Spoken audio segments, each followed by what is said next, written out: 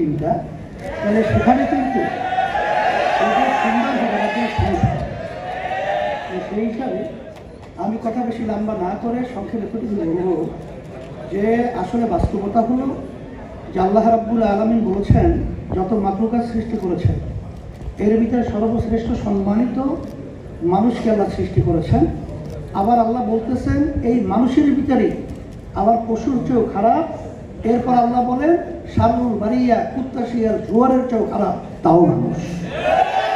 তার বাস্তবতা আপনারা দেখেছেন এই বাংলাদেশের ভিতরে যারা দেশ পরিচালনা করেছে এদের পরিচালনায় হাজার হাজার মায়ের কোল সন্তান হারা হওয়া, এদেশের টাকা বিদেশে পাচার হওয়া, লক্ষ লক্ষ মানুষকে মিথ্যা কেসের মাধ্যমে তাদের সংসারকে বিলীন করা, আজকে মানুষ স্বাধীনভাবে মাথা উঁচু করে দাঁড়াবার মতো এই পরিবেশ না থাকা, এটা কিন্তু দায় দায়িত্ব যাদের দেশ পরিচালনা করেছে এদের মাথায় কিন্তু করতে হবে। এখন আমাদের সালাউদ্দিন ভাই যে কথা বলছেন যে আপনাদের পক্ষেই তো কথা বললাম করব, আমরা যেটা লক্ষ্য করেছি যেটা করবেন আসলে আমাদের প্রত্যাশা হলো এখনই করার পরিবেশ তৈরি করা। কর্ম শব্দটা আমাদের ভালো লাগে না। আমরা বিগত দিনে বহুত দেখেছি এই দেশের ভিতরে আজানের শব্দে বাচ্চাদের ঘুম ভেঙে যায়। বাংলাদেশের রাজধানী ঢাকাকে বলা হয় মসজিদের নগরী। রাস্তার মোড়ে মোড়ে যেখানে মাদ্রাসা মসজিদ, যেখানে মুসলমান সন্তানদের আল্লাহ শব্দের ধ্বনিতে বাংলাদেশে আজকে সূর্য ওঠে সূর্য ডোবে, সেই দেশের মধ্যে আজকে নাচ গানের শিক্ষক শিক্ষাকে নিয়োগ দেবে এই স্পর্ধা কেন বাংলাদেশের ভিতরে হলো? এটা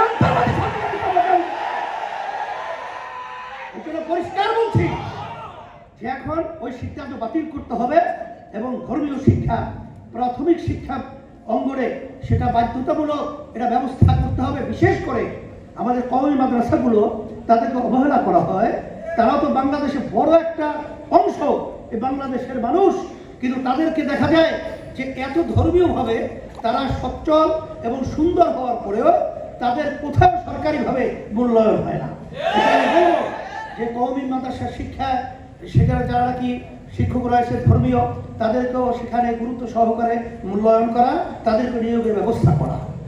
আর হ্যাঁ বলছি তো গানের প্রজ্ঞাপন সহ এটা বাতিল ঘোষণা করতে হবে, আর সাথে সাথে ধর্মীয় শিক্ষক নিয়োগের ব্যবস্থা করতে হবে।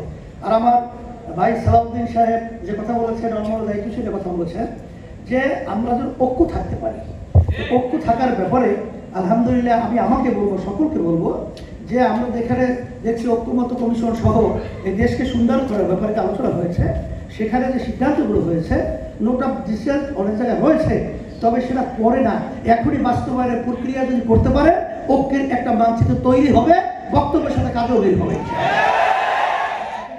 সকলকে আমি ধন্যবাদ জানাচ্ছি। আর যেহেতু আসলে নামাজ অনেক সময় হয়ে গেছে, আপনার কষ্ট করে এসেছেন, আর সবাইকে ধন্যবাদ জানিয়ে আমরা